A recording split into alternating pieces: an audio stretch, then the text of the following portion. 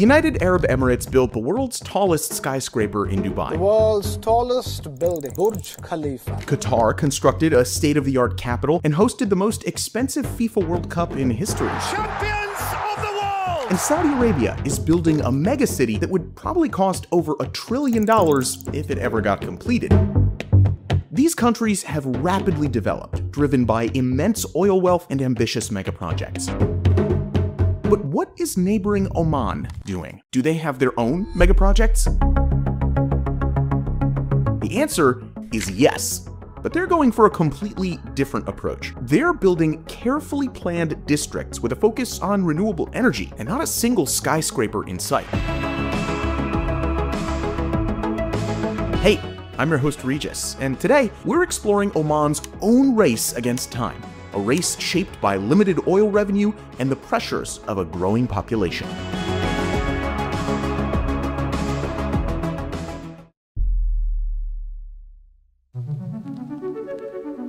This is one of Oman's visions of the future, a new district in the capital, Muscat. Comparing it to cities like Dubai or Doha, you're probably wondering, why does it look so small? Well, that's all part of the country's design philosophy. Today, the tallest building in Muscat is just 16 stories high. And that's a hotel that wasn't even built until 2016. To put that into perspective, Dubai had taller buildings back in the 1970s. This isn't because Oman can't build higher. They just don't want to, at least in most cases.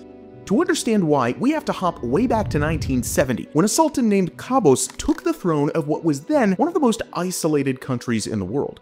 Imagine a country with just 10 kilometers of paved roads, a place where most people lived without electricity, and even finding clean water was a challenge.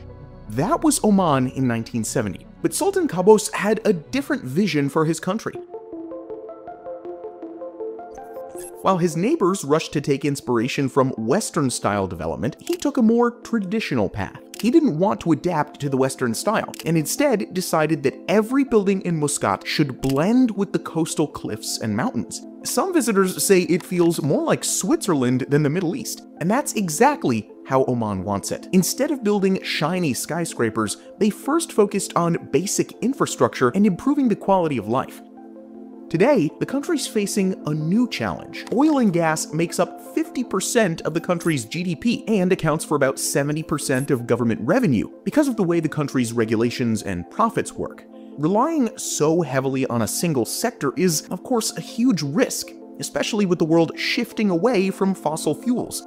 Compared to its neighbors, Oman's resources are also much smaller, and the clock is ticking faster than expected. The International Energy Agency has already predicted that global oil demand could peak as soon as 2030, so they have to find ways to diversify their economy.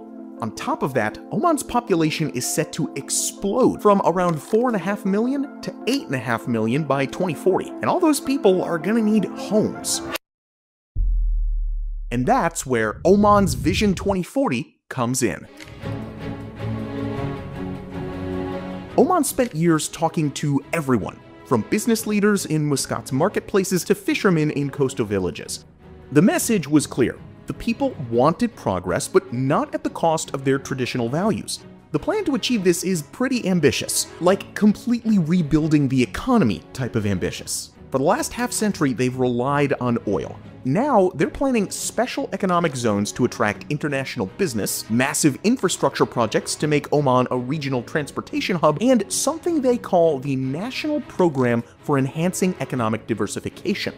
And they're rebuilding their entire school program too, training the next generation of Omanis for future skills. That means upgrading their education with a focus on creativity, problem solving, and modern tech like AI, blockchain, and robotics. At the same time, they're restructuring government services, promoting sustainable resource management, and even working to create a circular economy where waste becomes a resource. Besides that, working on infrastructure and housing is crucial. One important development of Oman's Vision 2040 is Sultan Haytham City.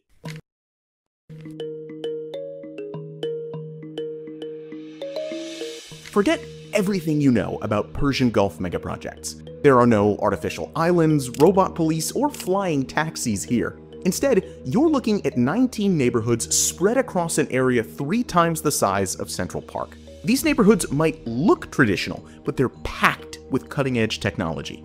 Muscat has already proven this concept works. They're installing over 13,000 smart LED streetlights that can reduce energy usage by up to 85%. Sultan Haytham City is taking this idea even further, with a citywide network of sensors monitoring everything from air quality to traffic flow.